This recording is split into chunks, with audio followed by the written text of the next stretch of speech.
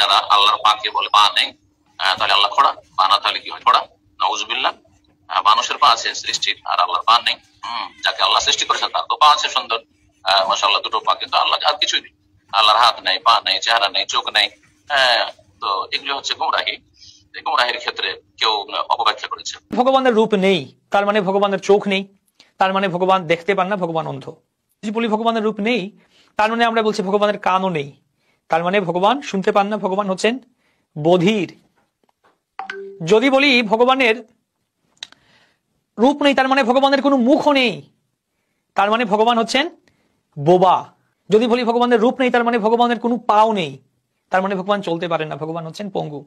তো যদি আমরা বলি ভগবানের রূপ নেই তার মানে ভগবানকে আমরা বলছি অন্ধ, বোবা, আতুর, পঙ্গু, বধির। তো এগুলো কি ভালো কিছু? ভালো সম্বোধন করছি ভগবানকে আমরা, তার মানে ভগবানকে নিন্দা করছি আমরা।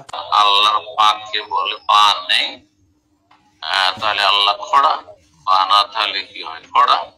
নাউজুবিল্লাহ। মানুষের পা আছে সৃষ্টির, আর আল্লাহর পা নেই। যাকে আল্লাহ সৃষ্টি করেছেন তার তো পা আছে সুন্দর। নেই তার মানে ভগবানের কোনো পাও নেই, তার মানে ভগবান চলতে পারেন না, ভগবান হচ্ছেন পঙ্গু।